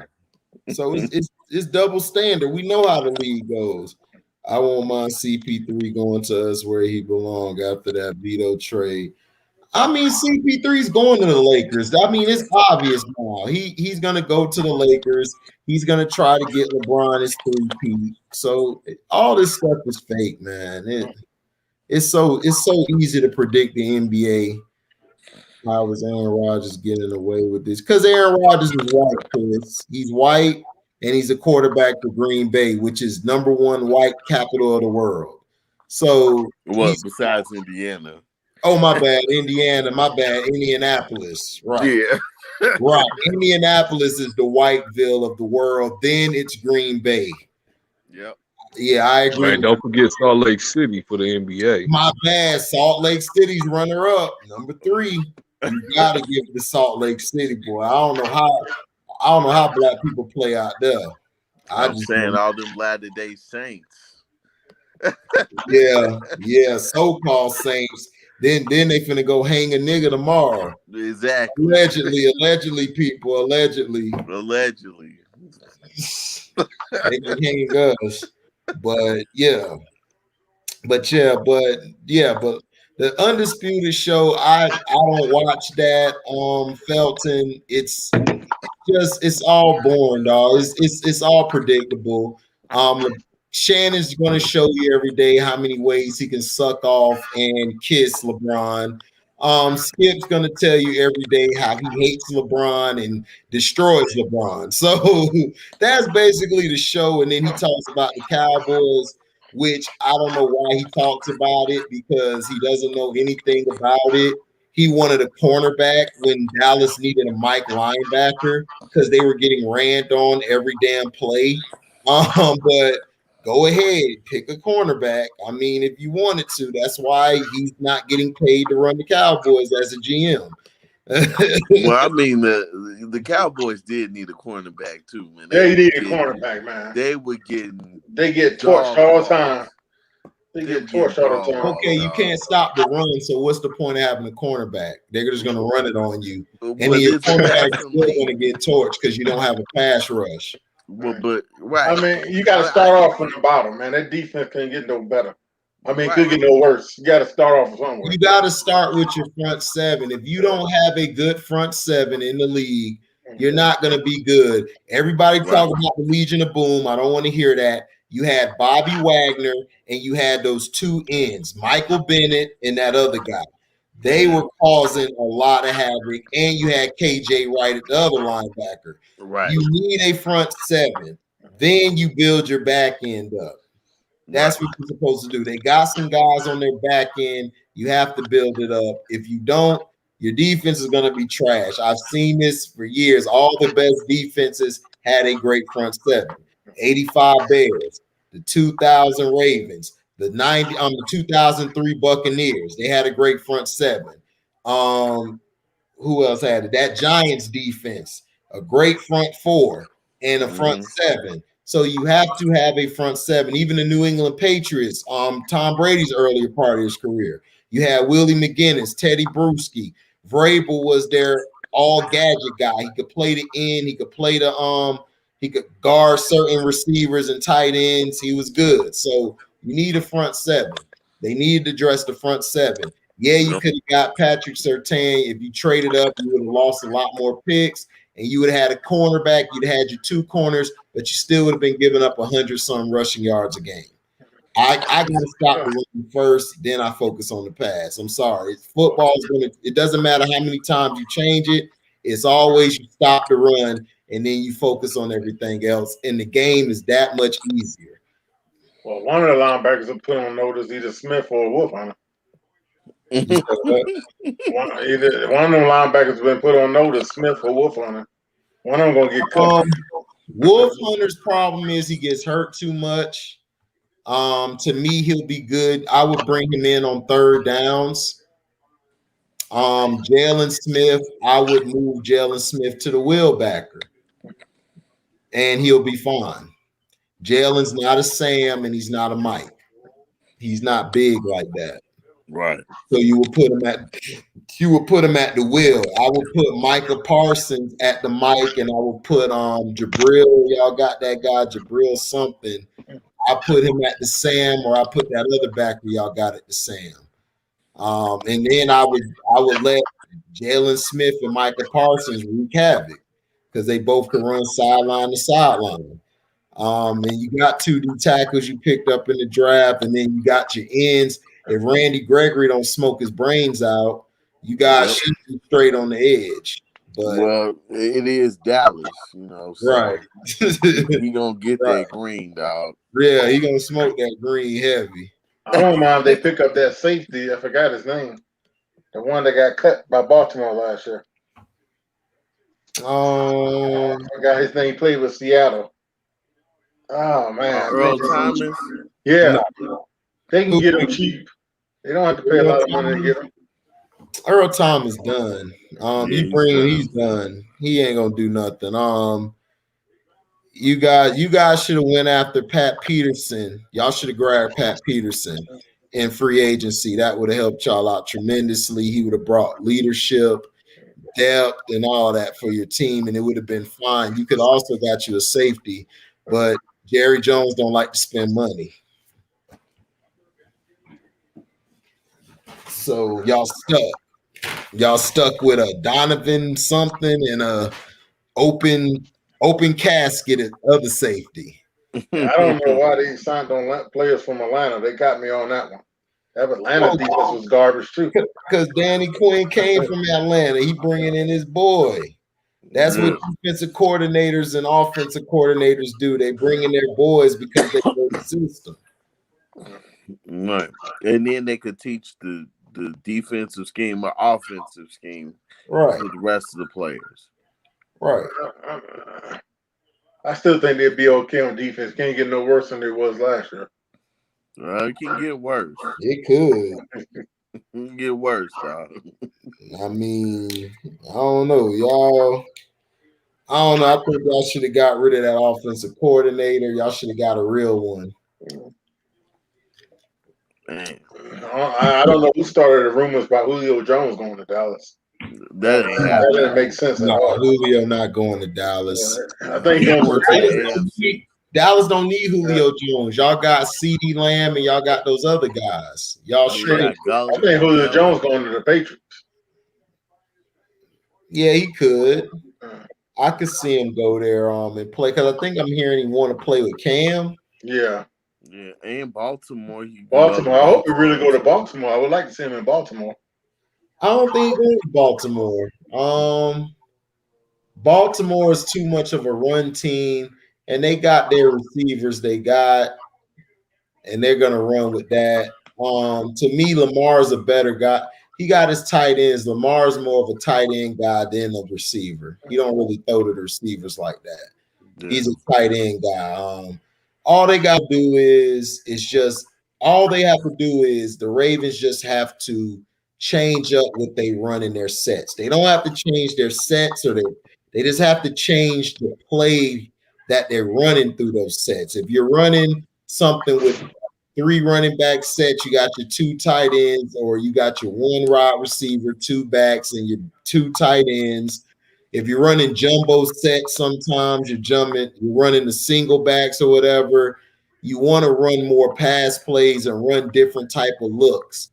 If you're going to run that, but you can't run the same sets, but you're not running different plays. Like Sledge will tell you this, because Sledge know football. If you're running out of this I formation, if you're just running 80% of the time run, and then you're 20% pass, I mean, you're hard to predict. It's not exactly. You're making the job easy today. Right. It's easy money on defense today, boys. We know what they're doing. Right. I'm interested to see that contract he get. Who? Lamar Jackson. I want to see. He's definitely gonna go over Dak's contract. Oh, of course. He's worth more than Dak. Yeah, he's done more than Dak has. Right. That Ravens team wouldn't have been in the position they were in, because remember when Joe Flacco when he got his contract and Ray Rice was gone, Joe Flacco played trash. He was terrible. Yeah. Well, after that Super Bowl, you knew it was over for Joe Flacco, man. Oh yeah. Once he got that contract, it was over. Yeah, but he knew he was gonna get the contract after he won the bowl. You know what I mean? But I kept telling everybody, Ravens fans, see, this would piss me off about Ravens fans. This would piss me off about them. My boy, he's a Ravens fan. Shout out to him. I told him the Ravens, I love them because they always look out for the brother man more with Baltimore. They always make sure to look out for the brother man. But I told him, I said, dog, get rid of Flacco, go get another quarterback. He like, man, we could go back to back. I'm like, your team's not built to go back to back. No. No. Get rid of Flacco, save that money, go get you another quarterback. Dog, Flacco is like Eli. If you get them to the postseason, they're great. But most of the time, if you take away Eli's 2 playoff runs, he's forgettable. You'll be like, who? You'll scratch your head because most of his seasons were average or below average. It's just honesty. Well, I say Eli was a better player than Joe Flacco. Yeah, he was better. Yeah, he was better. He was better than Joe Flacco. I say he's tier 3 and Flacco was tier 5 or 6. Right. I mean, that's not saying much, but yeah, you're right. Right. Denver game, Denver should have ran away with that game, and that Hail Mary he threw on prevent coverage. Come on, man, that's the luckiest. The luckiest throw you can get in the game. That's like some John Madden glitch. Man, but Eli made a career on lucky throws. So hey, that throw he did to Tyree, I love that play for the simple fact that that's what football is all about when the game is on the line. Look, Wolford had him for a sack. He fought out of him. He threw a pick. He threw a pick the play before the corner couldn't catch the ball. Right. He threw it right to him, Sledge. I understand. Don't get no love for that. Listen. The bottom line is the corner didn't make the play. He didn't make the play, but dog, you almost cost him the game. Wilfred had a sack that he would normally get. Eli fought out of it, stepped up and said, look. No, the referee let him get out of it because when he had him, that should have been called dead because they usually call it dead. Well, he was at the back of his jersey, and he was just that play should have been called dead. They let that slide because they did not want the Patriots to win that That's year. what I mean. It's the Super Bowl. If it was the NBA, yeah, they would have called it. It was the NBA, but I'm saying, man, look. This is why the Super Bowl. Eli Manning, man, look, he's still a Down syndrome baby to me. He's not he's a lucky quarterback. He's lucky. I give him his props. He's lucky. He will get in the Hall of Fame, like it or not. He's going to be in the Hall of Fame with them 2 wins over Brady. God, if you put him in the Hall of Fame, I'm done. I'm already done with the Hall of Fame. I'm done with the Hall of Fame anyway. Look. Eli, I don't think Eli is a first ballot Hall of Famer. He's not a second, a third, or fourth. He was just a good player. Like he's in the Hall of Very Good. He's the only quarterback.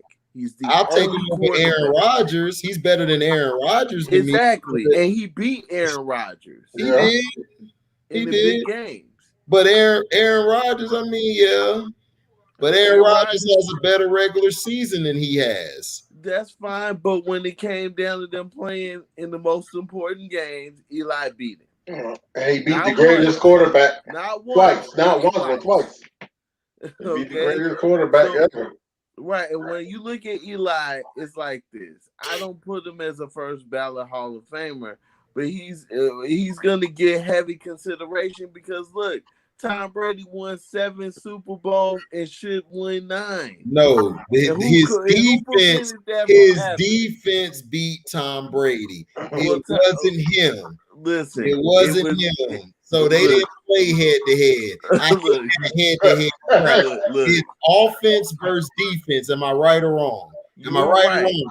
Okay. So if you take that defense away, that stopped Brady, that stopped Rodgers, that stopped Capper Fake, that stopped all of them guys. Tony Homo, aka Tony O. No, Aaron Rodgers and Brett Favre. Though that defense stopped Brett Favre. Right. So if you take that defense away, does Eli get to where he's at? No. Well, exactly. It's a team game. It's a team game. We just talked about that. Okay, but Sledge, let me ask you this. does Peyton Manning, the teams he had compared to Eli, now, does Peyton Manning make his team go, or does the team make Peyton go? The team makes Peyton go. So what does Eli? Does Eli make the team go, or does the team make him go? The team makes him go. Okay, so that's what I'm saying. But Peyton still, regular season wise, was probably the greatest we've ever seen playing the regular season. Am I correct or not? I don't know about all of that, but He was pretty was. He good. was. Like number wise, like stats wise, next to Marino, I say he's like number 3. I think Marino was 1. Yeah. Warren Moon was better than him too. Yeah. There's a lot of guys to put over him. Exactly. But he had better regular seasons than Eli. Not only that, he got his team to the playoffs more than Eli. Now, I'm not a fan of either one, but I'm just saying he got his teams to the playoffs more than Eli has. Aaron Rodgers, I hate Aaron Rodgers, but he got his team to the playoffs way more than Eli. Well, look, Aaron Rodgers plays in the easy division too. Yeah, he does. He does play easy. But Eli played in the easy division. Really, the East really hasn't been that tough. Well, it's still tough. Everybody. I mean, they could all look at this year. I mean, everybody had bad records in the East, but those games are still watchable and they're still tough. And like we're talking about 1-score games here, so they play each other tough. Aaron Rodgers in the NFC North only has to worry really about the Chicago Bears if the Chicago Bears does something. Other than that, or the Vikings, because the Vikings come around once every 3 years. They come around. Yeah. But and then we know what Detroit is. So, but look, I give Eli credit for this. You are right about the defense. The defense really set the tone and really gave Eli some protection and swagger to say, look, even if I mess up, my defense got my back. But what convinced me of Eli is this. In them last 2 Super Bowl wins, final drive to win the game, go score me the ball and close out the game. But he never made the playoffs really the year after like that. He's always had times he didn't make the playoffs. Right. And early on, they were finna trade this guy. Yeah, they were about to fire Tom Coughlin too. Right. So I'm just saying, what other quarterback went through that saying you're finna trade them? Well, I mean, listen, if you want to talk about Peyton Manning played in Indianapolis, okay? Well, yeah, and then he had Marvin Harrison. Basketball. He had Marvin Harrison, who I got as a top 5, top 6 receiver of all time. So yeah, right. And that media is not that hard. Look, he doesn't have. Look, Peyton never. In his career, he has never had the pressure in New York City. Yeah. Okay. Eli never had pressure. Nobody cared about Eli. Well, no, but listen. You're trying to make it seem like he was Joe Namath. Joe Namath had pressure in him. Well, listen, he won more rings than Joe Namath. But the bottom he got one more than Joe Namath, but let's not act like he got 5 and Namath got 1. Right, but what I'm saying is, if you want to look at their statistics, they're pretty similar. To be honest with you, because Joe Namath threw tons of picks. Joe Namath had a way better arm than Eli. He does, but he threw a lot of picks. He wasn't the efficient quarterback. He wasn't. Okay, he had a lot of star power. He did, but he still. When I watched Joe Namath, I knew he was a quarterback. When I watch Eli, I don't know if some days he's a quarterback or not. Right. He just is there. Like, I'm just serious. He just had some good runs. To me, it was more about Dallas choking than him actually winning or Philly choking. To me, personally, if those 2 teams, if Dallas wouldn't have choked that season, when they had that team they had, he would have been come on, you had Tony Romo, dog. Come on, Tony Romo. Really? Right, exactly. Well, you act like they were going to be juggernauts. That was I didn't say they were juggernauts. Did I say juggernauts? No, I did not say juggernauts. See, now you're putting your Ooh, I said that those teams choked more than they won to me.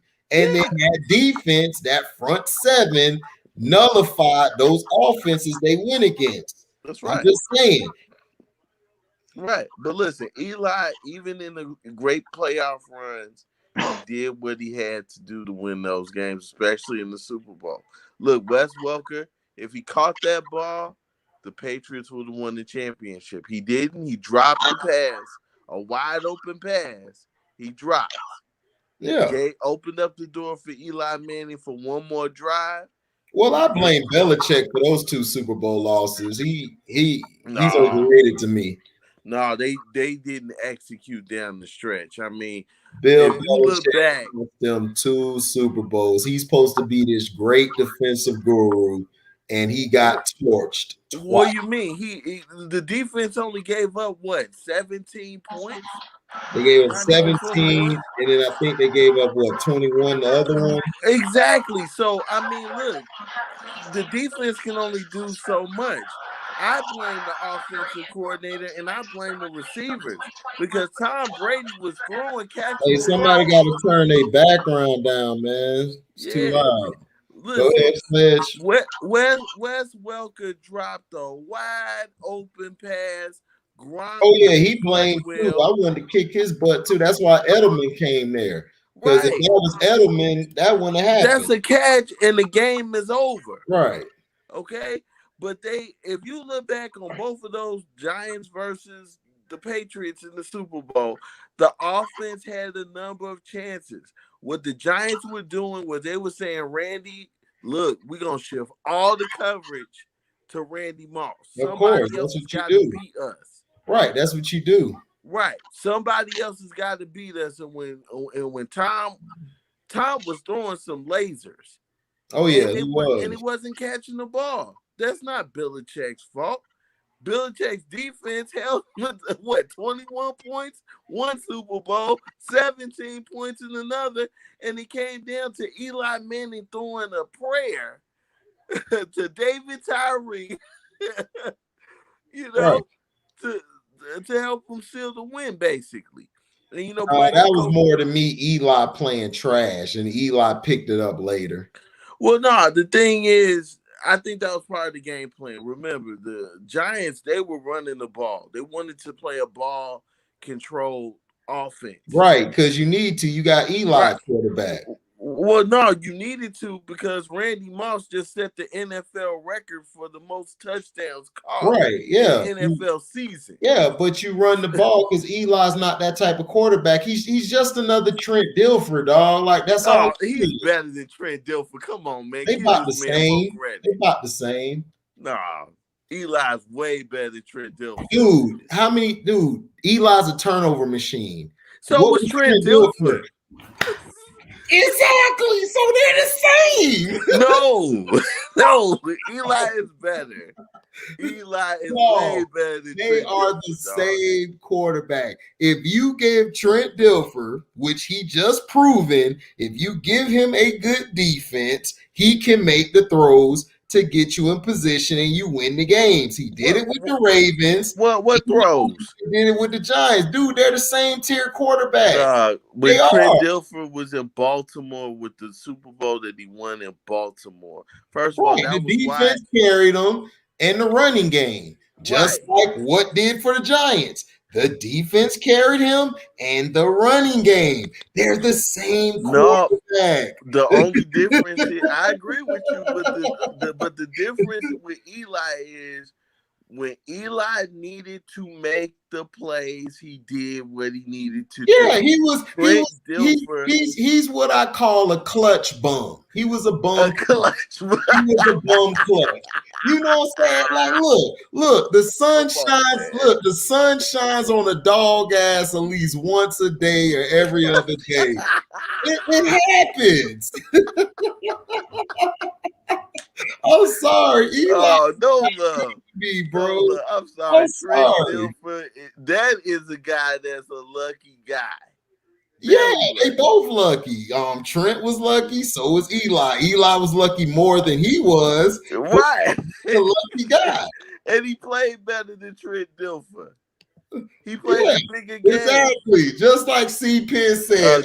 No, he's laughing at what you just said. Look, it happens. The clutch Bub. I never heard of a term like that. It's the truth. Like, look, it's the truth. I done seen a bum player, then all of a sudden he looks like, man, he's a good sorry nigga. God damn, that's a clutch bum. He was clutch. He was a bum for three, like Tim Tebow. Tim Tebow was a clutch bum. He was trash for all this game, and then he had 1/4 quarter where it was a miracle. God just say, "I'm gonna bless you." Well, you know what time that was. People just stopped playing. That's what would happen. Right, exactly. The Bears would D him up. Oh God, I was so mad at the Bears. And then they were like, and then the Bears would be like, man, this dude is garbage, man. We done. We got him. He was garbage. For one, they're trying to run Tebow in a regular offense. I was like, no, he's not. He can't do that. What they should have been doing was running the spread option. But John Fox, he's hard-headed. You know, he's old school. And we had him in Chicago. Right. He's a bum coach. I like to call him part of the bum coach team. I just feel like you gotta adjust to your quarterback, and that's what's wrong with a lot of these coaches. They don't adjust to their quarterback. They want their quarterback to adjust to them. And a lot of quarterbacks have had a bad career because of these bum coaches, just like these bum clutch players. You know, it is what it is, man. Look. Like I said, I will put Eli over Flacco and especially over Trent Dilfer. Oh, yeah, Flacco, Eli, Trent. I would say Eli is a slight clutch bum above them two. Okay. Trent Dilfer is the only quarterback in the Super Bowl era to get cut after winning a Super Bowl. Right. I would have cut him before the Super Bowl. Right. I mean, for real. Right. I would have cut Eli. I would have cut Eli too if I had a chance to. I mean, dude, the only reason Eli lasted that long was because his last name was Manning. That was it. If you take Manning off the back of his name, he would have got traded a long time ago, dog. Eli was not impressive. He's very forgettable. Like, you don't even remember his signature game, but that one in the Super Bowl, those two highlights. Well, the 49ers game was his career was trash because it went into overtime. He will get in the Hall of Fame. Yeah, he's not the first time, but he's gonna get in. Well, that's fine because he's white. Of course, he's gonna get in, and his last name's Manning. Right, but wait a minute. AC, I think you discredited him a little bit. Look, the 49ers game. Remember, he was on the road when he won most of them playoffs. Yeah, when he won all those games, especially he was on the road. Game and went into overtime. Hello, yes, Eli Manning's a bum. Yes, he's a bum. He was on the road. I don't care if he was at the house. We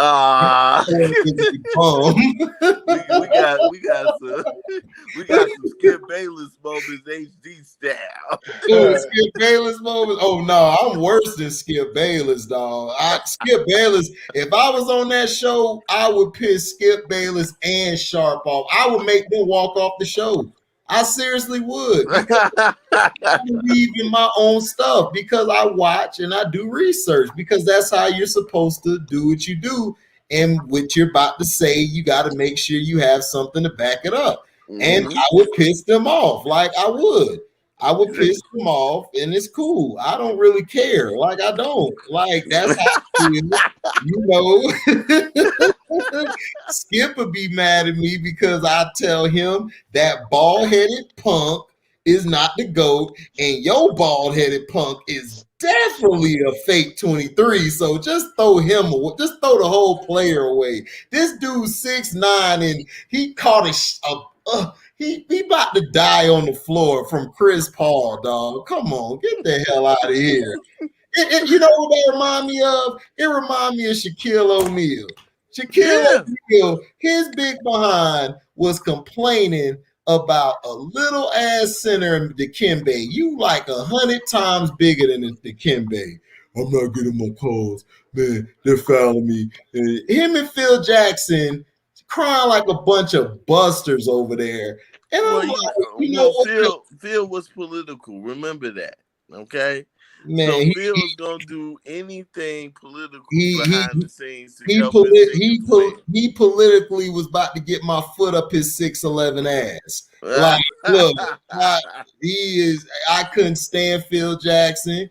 And how you gonna get credit when somebody else made the play, when somebody else made the playbook, when your other coaches were coaching, you was just sitting there. So it's like, come on, dog. You was just a manager. That's all you was a manager. You weren't no coach. Fuck out of here. Well, I mean, people can say that about Pittsburgh's coach in the '70s. Damn, Oh, can't Chuck think. Noll? Chuck Yeah, Noll. Chuck Norton Oh, was the absolutely. master of Absolutely. managing personalities. Right, absolutely. But Chuck, no, this is what Pittsburgh fans piss me off too. If y'all watching this, I don't care. Uh-oh. You guys cheated like the Raiders and y'all cheated the Oilers. So it's like I don't want to hear You know about what? y'all. Fuck And, the and they Oilers. cheated the Cowboys. Yeah, and fuck they the cheated the Oilers, Cowboys. So I don't dog. want to hear about. I don't want to hear you Pittsburgh fans tell me about Tom Brady and all this. You Negroes were the first ones to start the cheating because y'all cheated a bunch of times. Then the immaculate reception should have never happened because if the ball bounced off a player, the rule was if you caught it, you couldn't advance the ball. So who cheated again? They didn't have instant replay back then. Exactly. All I'm saying is this. Stop telling me about cheaters when y'all niggas, that's N-Y-G-G-A, niggas. Tigers.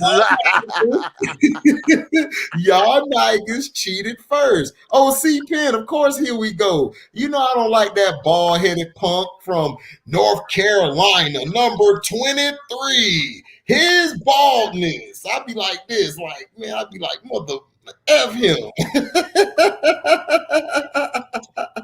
HD, we're gonna give it to you. Yeah, boy, my DMX voice. What? What? Come on. Ready. Yeah, C-Pen. You know how I am, dog. You know I don't care, C-Pen. You know, they're gonna come for me. They gonna come for me one day. I already know, like what Kwame's doing to everybody. Fournier gonna do it, hit him up on me. Reggie Jackson's gonna do it, him up on me. Lola, I definitely know Eli. Eli gonna do it, hit him up on me. No, he's not. But see, he's such a Down syndrome baby. He ain't gonna get all the words out. So I'm just gonna look at him like this. He ain't gonna come after you. He gonna actually show you love for the simple fact that with Eli, he got that. Oh shucks, you right. I mean, I threw a lot of picks. You right. You know, I had a great defense. You right. I may have got lucky on a few plays, but I still won.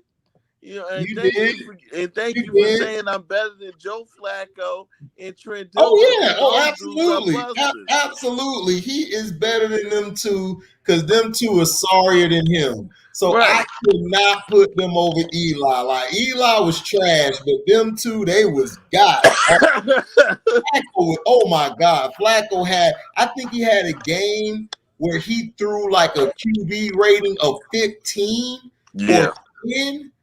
I'm like, yeah, what the hell? Yep. And then Trent Dilfer, I watched him in Tampa, dog. Oh, Tampa fans wanted to kill him so bad. Dog, I wanted to kill him. I'm like, because some of them games we should have won against your Bears. The Bears, exactly. When y'all was in our division. Yeah, we was in the Central. It was us versus. Thank you. It was us versus the Bears versus the Packers. And we had some good defenses then too. Oh and yeah, I was glad Warren Sapp moved out of the division, boy. I was like, I know y'all was. Warren Sapp and Simeon Rice was killing y'all. Yeah, it was Pinata time for our it was Warren Sapp at first, then they got Simeon Rice later. Yeah, it was like, nah, get Tampa out of our division, send them down south. How the fuck they get up here to the Central anyway? Hey, but guess what? I'm glad they lost because after that, we got 2 after we left. We was like peace and we went on to glory. Got 2 real quick. That's right. That's right. You might get 3. We might get, I don't know. We'll see. Yeah, you got a solid team. They got to stay healthy. But I got to get out of here. All right, then, man. Be safe. Oh, you already know. Oh yeah. Yeah, be safe. All right, I'm man. gonna get Thank out you. of All here right, too. Sledge. All right, Oh, thank you. somebody still there? All right. Yeah. So yeah, everybody good, man. I'm about to get up out of here, y'all. Thanks for coming by. Yeah, man, I'm about to do the same. It's been real. It's been another live one. Keep it Yeah. going, bro. Keep the channel popping. Oh yeah, I'll no catch y'all on problem. the next one. Yeah, and Donnie, man, Dallas is not winning the East this year. I don't know. We'll see. I'm gonna have my picks, and they are not winning. I'm just letting you know that now, so don't get upset. I'll be okay. All right, All dude. right, catch y'all on the next one. Yeah, be safe. All right, now. Yeah. Bye.